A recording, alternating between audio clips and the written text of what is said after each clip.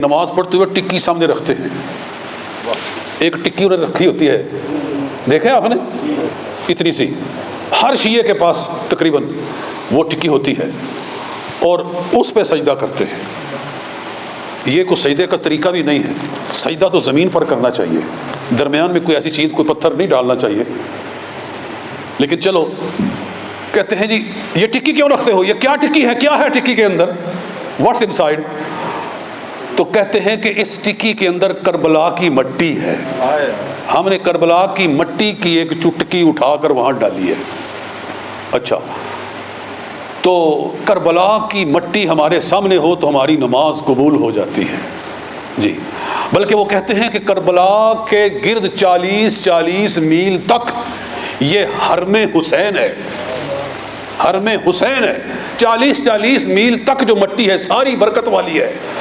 وہاں کی مٹی اٹھا کر سامنے رکھو تو نماز قبول ہوتی ہے.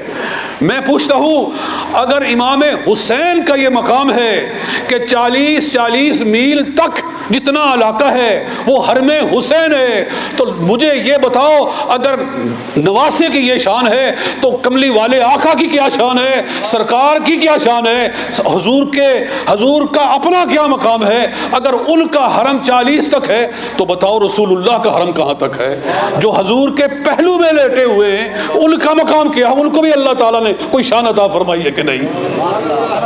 حسین کا حرم تو 40 میل تک ماننے کے لیے تیار ہو, اور حسین کے نانے کا حرم 1 فٹ کے لیے بھی ماننے کے لیے تیار نہیں ہو. یہ کیا دین ہے نکالتے ہیں. میں پوچھتا ہوں, اور گھوڑے کا اتنا احترام کرتے ہیں, اللہ اکبر.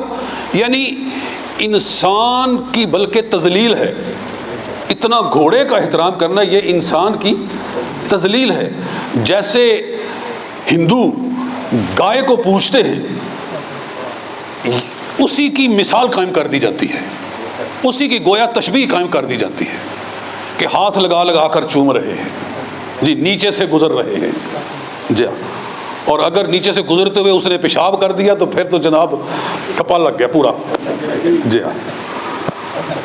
تو دودھ آگے کرتے ہیں, پانی آگے کرتے ہیں کہ تھوڑا سا پی لے جی, وہ پیتا نہیں, وہ پھڑکے مارتا ہے آگے سے, اور ایک پھڑکا لگ گیا تو کہتے ہیں جناب یہ تو پانی ایسا برکت والا ہو گیا کہ مزہ آ گیا جی, اس نے اس میں پھڑکا لگا دیا ہے.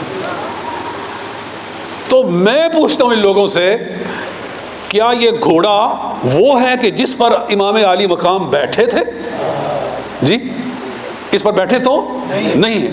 کیا یہ اس کی نسل میں سے ہے؟ نہیں. کبھی یہ کربلا گیا ہے؟ کبھی نہیں گیا جی.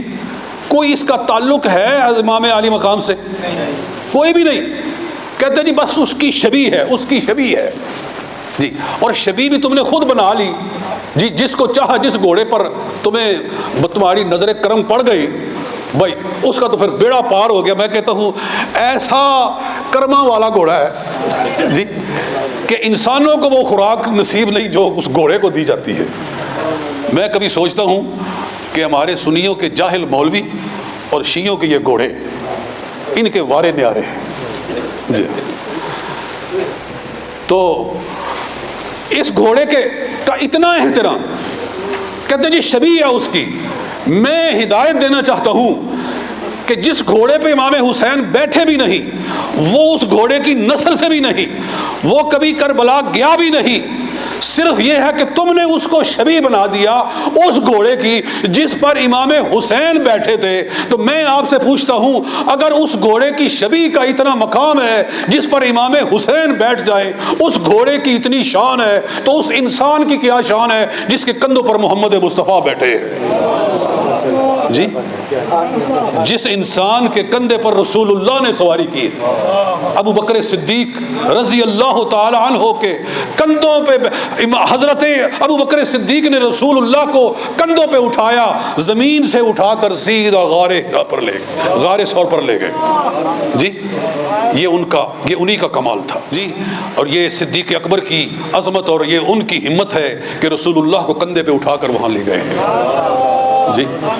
اور اس کا اعتراف خود شیعہ کرتے ہیں جی. حملہ حیدری کتاب ہے میرے پاس پڑھی ہوئی ہے, اشعار ہیں کہ وہ کہتا ہے مرزا محمد رفیع کہ ابو بکر آنجا بدوشش گرفت ولیکن عزیجاں حدیث شگفت کہ در کس چنی قوت آمد پدید کہ بار نبوت توانت کشید. جی تو گھوڑے کا احترام کرتے ہو، اللہ ہدایت دے تو صدیق اکبر کا بھی احترام کر لو.